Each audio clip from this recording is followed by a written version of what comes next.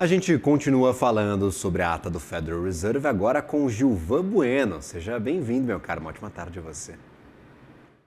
Olá, Gabriel, que alegria revê-lo. Muito boa tarde. Alegria toda nossa, Gilvan. E aí, o que a gente consegue tirar dessa documentação? O que podemos entender da ata da última comunicação do Fed?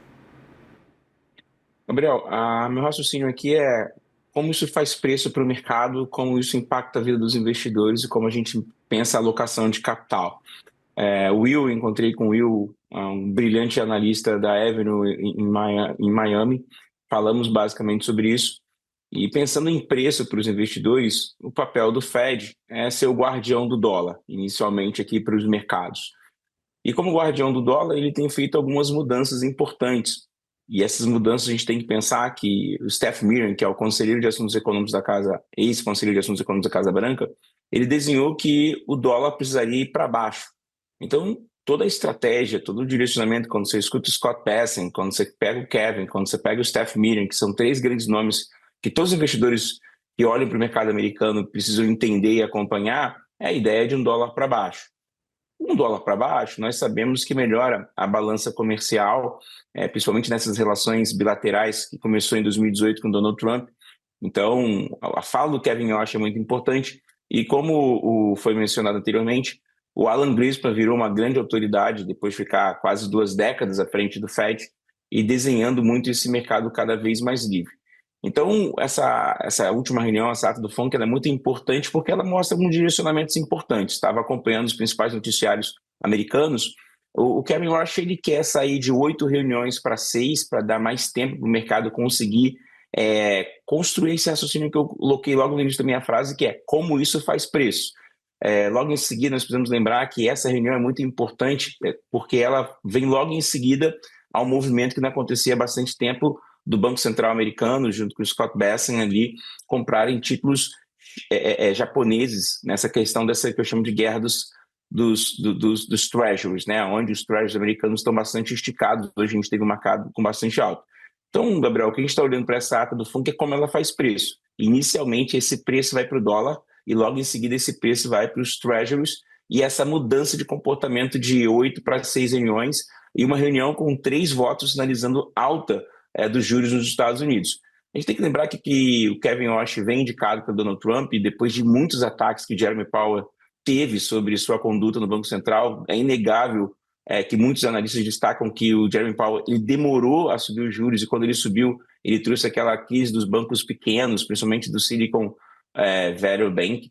Então, o Kevin Warsh ele assume e parece que ele está segurando ali essa ideia dos juros. Essa dissidência de 0,25, ela vai ser precificada nos treasuries americanos, Gabriel. Então, pensando muito em como isso faz preço, vamos olhar inicialmente para os treasuries e para o dólar, para a gente entender como os mercados irão responder essa ata do FONC.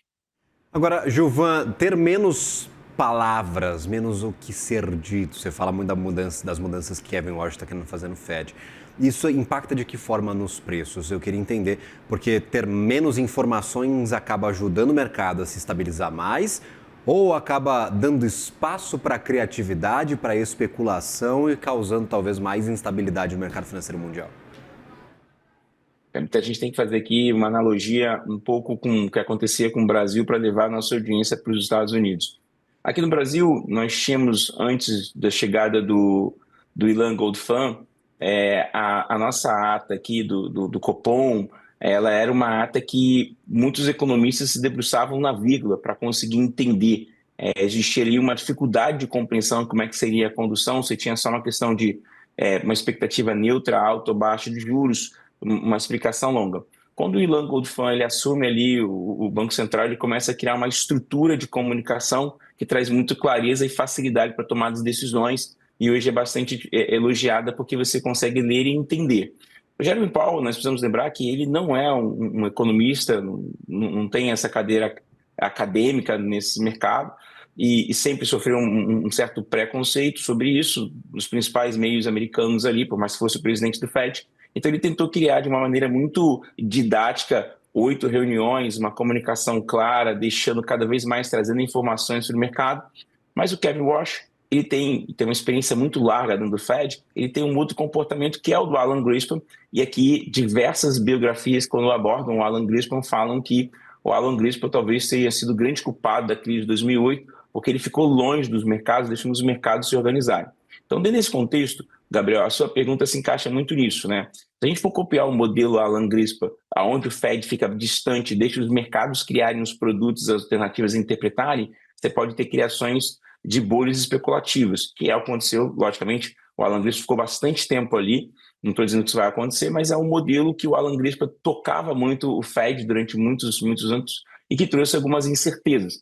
Então, olhando o passado, para a gente construir esse raciocínio para a sua pergunta, ficar tão distante do mercado parece que você dá mais margem. Aqui você começa a usar aquele velho conceito que é clássico da economia americana, que é o livre mercado, que é o estado distante da economia, deixando a própria economia se organizar. Esse era o raciocínio do Alan Greenspan. Para quem quiser se aprofundar sobre o assunto, é importante, nesse exato momento do tempo, ler bastante sobre Alan Greenspan e essa revolução que o Kevin Warsh vai fazer. Muitos analistas, Gabriel, nos Estados Unidos, estão preocupados com essa mudança do Kevin Warsh de trazer 5 comitês, de mudar as reuniões. São mudanças muito bruscas num momento muito sensível da economia americana.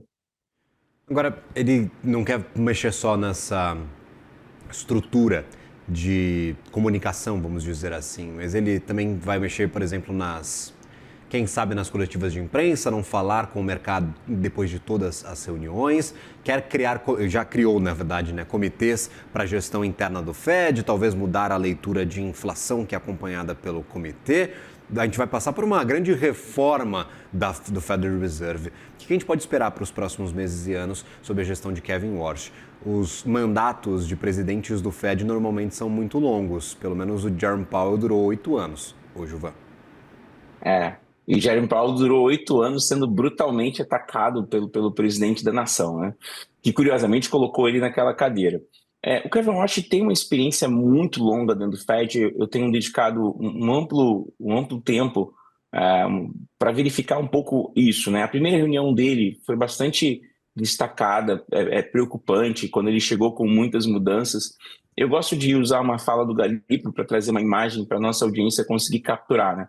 Você tem uma economia de 34 trilhões de dólares, né? Essa economia dos Estados Unidos, o PIB dos Estados Unidos. Hoje ele representa 20% de participação no PIB mundial. Ele é um transatlântico. As viradas com ele não podem ser viradas de jet ski. Essa é uma preocupação dos principais economistas dos Estados Unidos, analistas e gestores. Então, essa é uma frase que o Galípolo usou sobre fazer uma mudança, fazer uma curva de jet ski num transatlântico. Normalmente, quem chega no Fed faz mudanças graduais, porque é uma economia muito grande. Você tem um mercado de renda fixa, você tem um mercado de ações, você tem amplos mercados que são estruturados dentro da economia americana. Então, mudanças muito bruscas podem trazer volatilidade.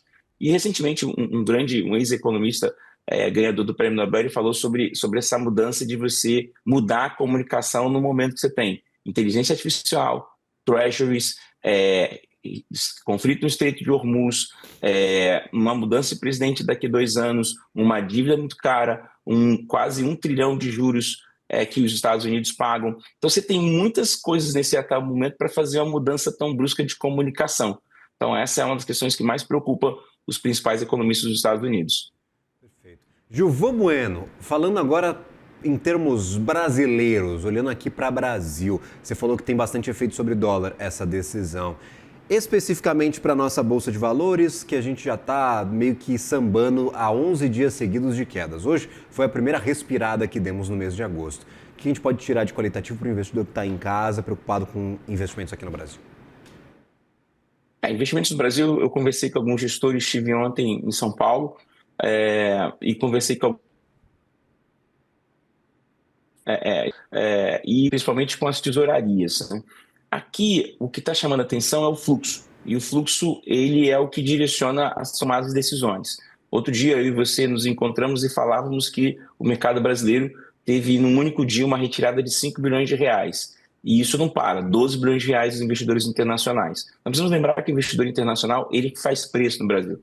Então, aos investidores, até olhando o gráfico hoje, Gabriel, para quem acompanha o dia a dia, está sentado em frente ao terminal Aqui o meu abraço a todos os operadores do mercado financeiro, a todos os investidores que ficam ali com seus monitores ligados na CNN Money. Muito obrigado pela sua audiência. Você percebeu, você aí que está sentado de frente ao monitor, que a gente teve um mercado chegando a ter quase 3% de alta, Gabriel, e foi entregando ao longo do dia.